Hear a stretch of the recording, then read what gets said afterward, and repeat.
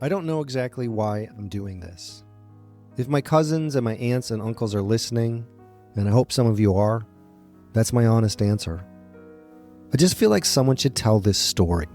And maybe you feel the same way. Maybe that's why nobody has. Because we're all standing at the same edge, wondering who goes first. Well, I guess it's me. This is a true story about a family from a small town in Wisconsin. About a bomb on a plane in 1972. About 6 people who never came home. And about everyone who was left behind to figure out how to keep living like normal people. A small town grieved and moved on. We did too.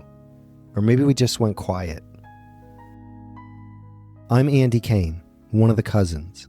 As I said, I'm not exactly sure why I'm telling this story, but I hope I find out along the way.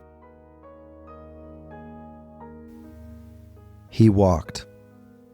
Somchai Chayaset, the man who by all accounts planted that bomb and killed 81 people, got off scot-free. But how?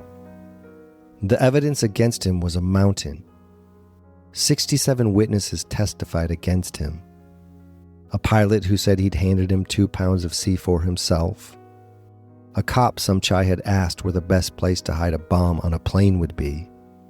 An airline engineer he'd grilled about what a blast does inside a jetliner. 4 identical cosmetics cases in his house, 2 of them with holes drilled into the sides.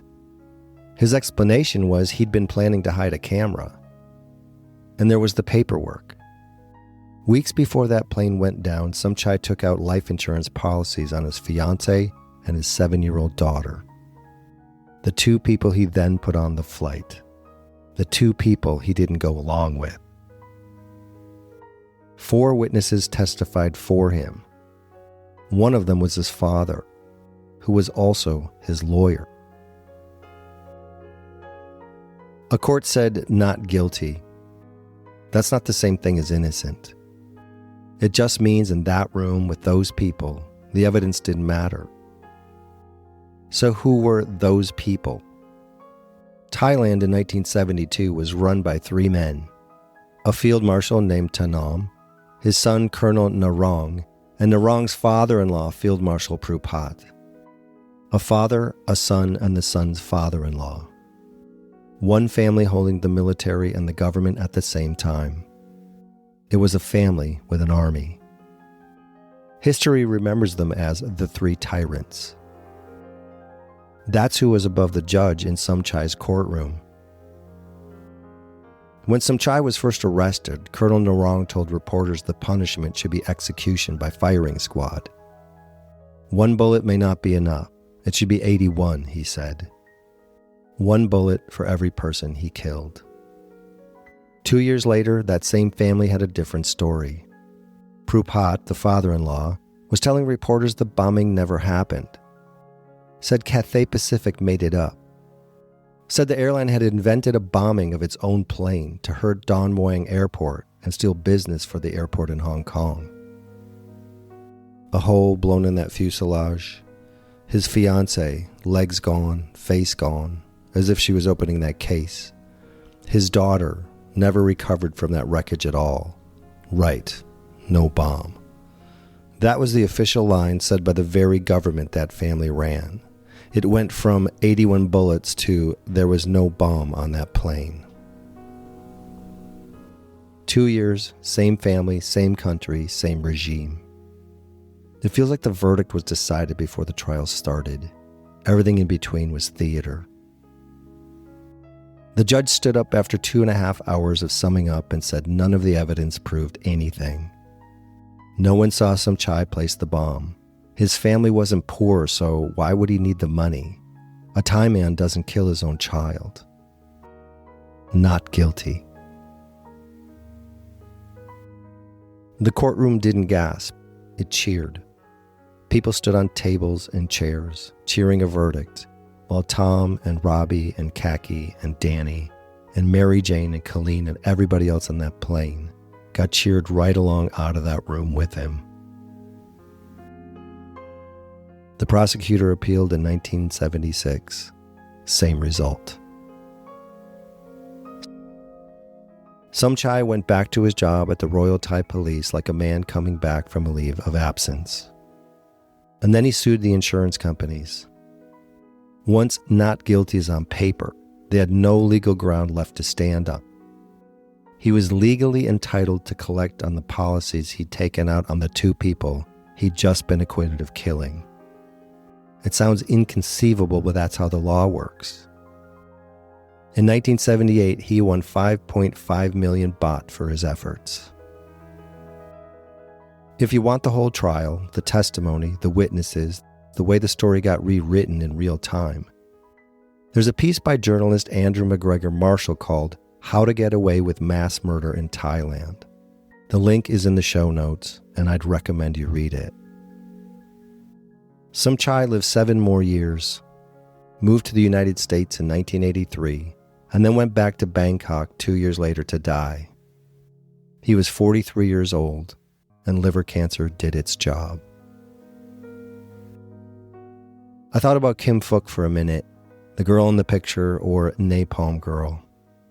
She forgave the pilots, forgave the generals, forgave all of it. I thought, if she can forgive that, I can forgive this. But that's not what happened with me. I'm not going to pretend it is.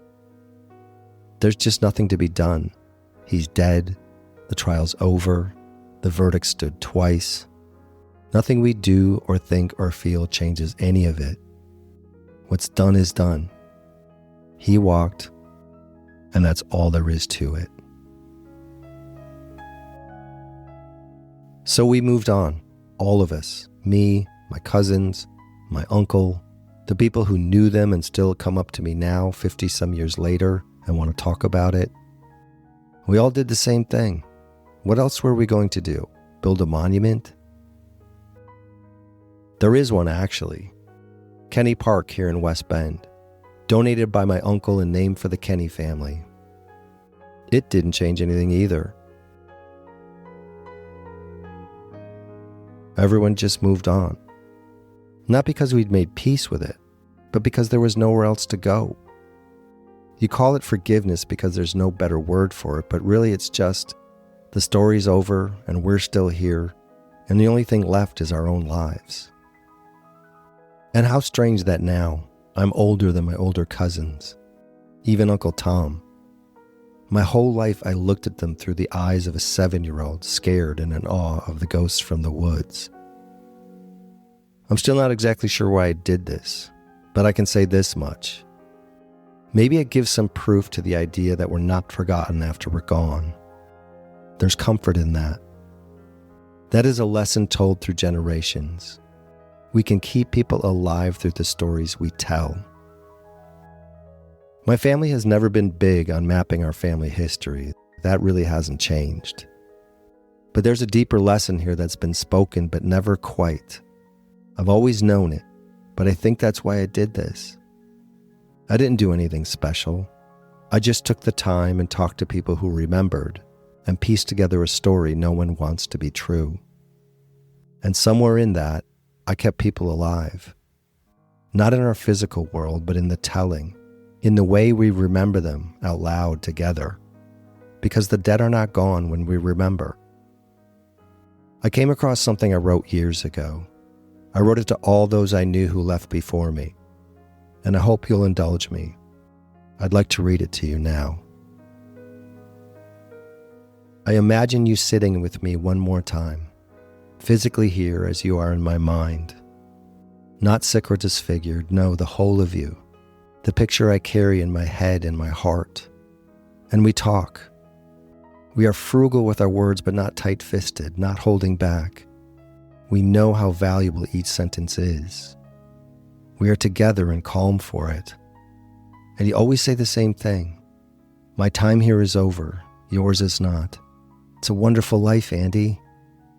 The trivial things, the small moments that go by without a second look, those are the ones to cherish and notice as much as the big times. I tell you, the insignificant are worth just as much. I don't want you to lose them in your grief. I know you'll miss me as I was, but you don't need to. I am here, same as you, in a different form. So please, Savor the time you have left in the world we both inhabited just a few short moments ago. I will miss it. Catch the slips, breathe in the cold winter air, and notice your breath hanging there in front of you. It's magical smoke from our childhood. The hugs and kisses, so quick, so hurried, they hold an eternal tap on the shoulder that we are connected, you and I. It is forever. Do not punch and kick too long. Do not fold down. Do not take cover. Regret? No, not that either. Instead, do this in my honor and your own. Live. Savor, hold, kiss, dance, sing your ass off, and laugh with me. I'm in the next room, and I am better than okay. I don't want to see you suffer. I don't want to see you sad, same as you never wanted that for me.